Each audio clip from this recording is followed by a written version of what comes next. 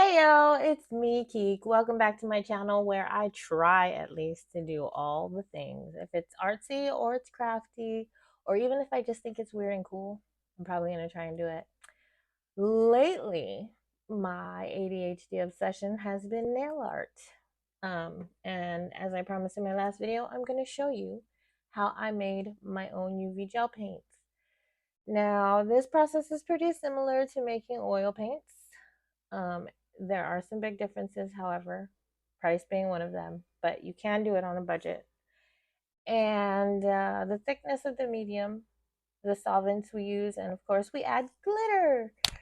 Um, but I did learn a lot and it came out pretty successful. I did these.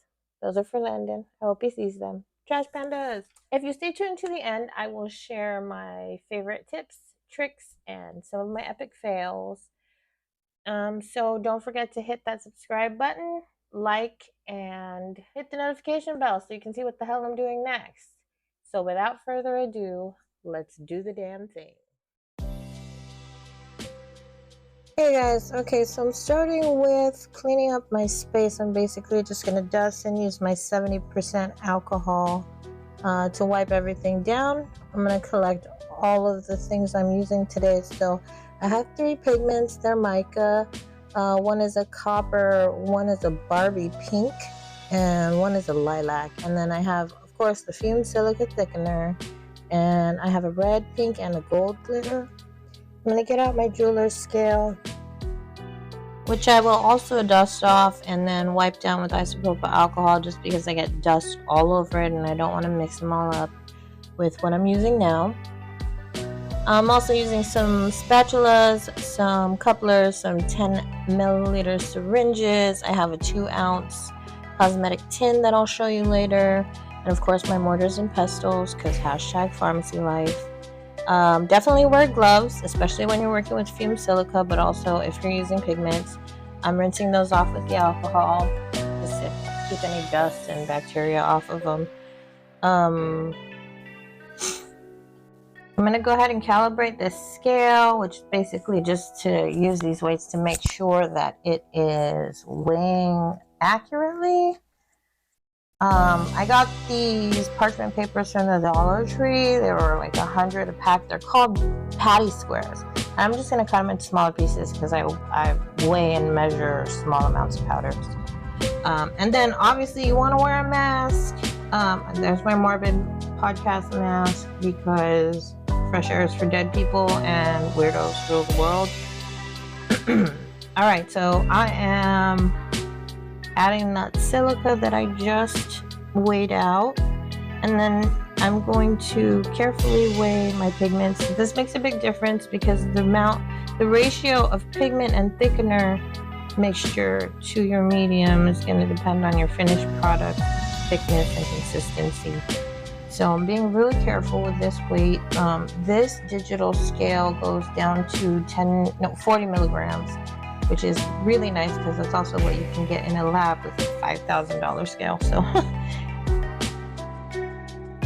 all right, so I'm going to mix those, and since these are about equal parts, I'm just going to go ahead and toss them both into the mortar. But what you usually want to do is use geometric dilution, which basically is just the process in layman's terms of eyeing 2 equal parts. So you'll see that you take the smaller quantity of powder and then add an equal part approximately of the larger quantity of powder, and you want to mix that until it's homogeneous or basically consistent all the way through, and then add another equal part of that larger amount of powder and continue to do that until you have a mixture that has been equally distributed.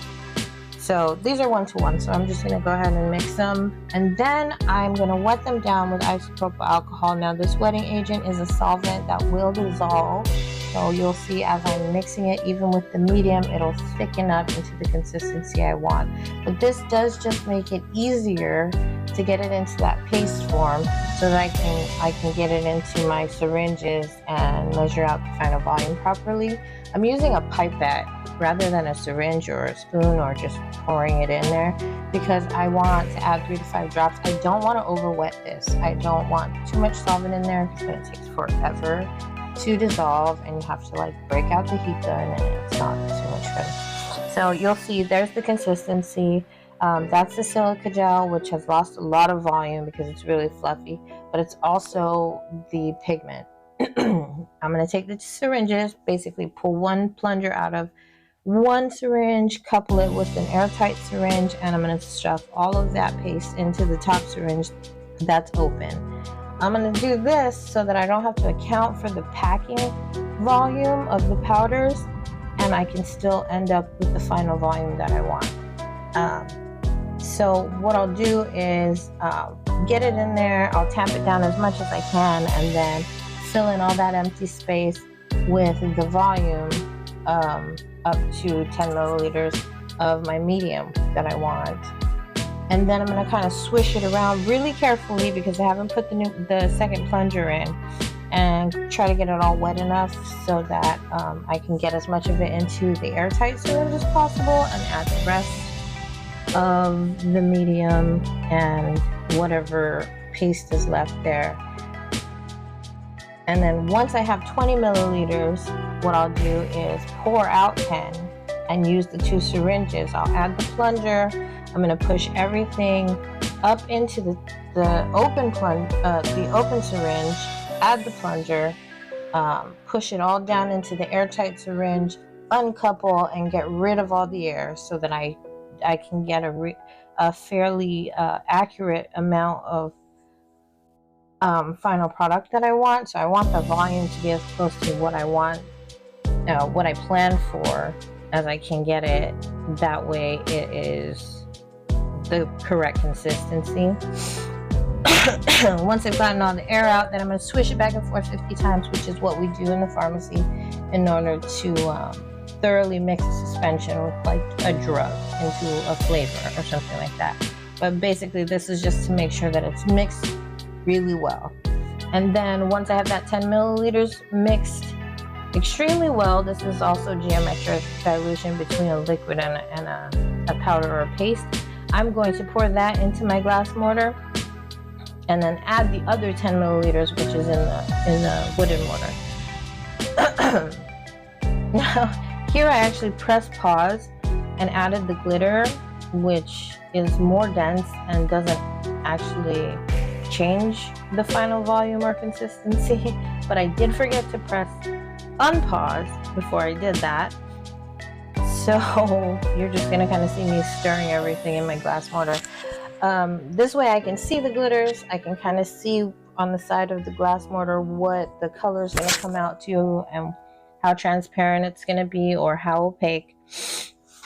And as I do that, you'll watch the solvent will actually start to evaporate, and I'll start to get closer to that consistency that I want for my final product. I'm also going to use some more isopropyl alcohol to rinse out the mortar that had the actual pigment in it, just to make sure that I get as much of that pigment in there. I don't like to waste things. So I will rinse with the isopropyl alcohol and it'll thin this out again. But as I said, that solvent just dissolves pretty quickly, and my final product in the tin will end up having that pudding consistency. So here you'll see I'm rinsing. And then I'm going to stir again until I have no more chunks. All I can see is paint and glitter. I don't want any big chunks of silica or any clumps of pigment at all. I want it to look like nail polish.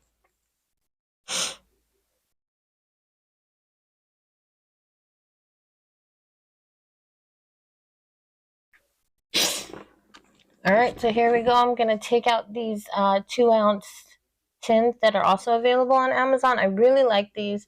They're screw-on, and they come with a foam sealant on the top so that they're light fast, and it prevents any of my UV gels from curing before I'm ready to use them in my nail art, which is very nice. And then sometimes if my solvent hasn't dissolved as much as I'd like, I'll hit it with the heat gun.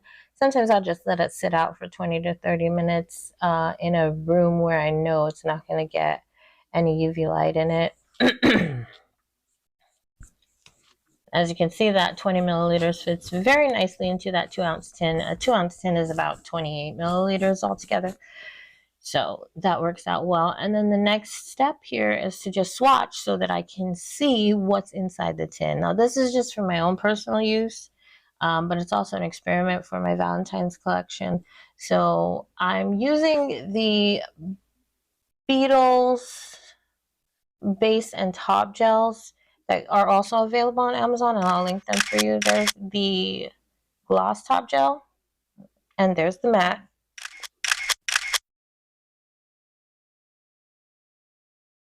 So I did that base coat, and here is that first coat. Now, I actually really like how the metallic turned out, but it's not as transparent as I thought it would be, and the glitters are not as brilliant as I wanted them to be.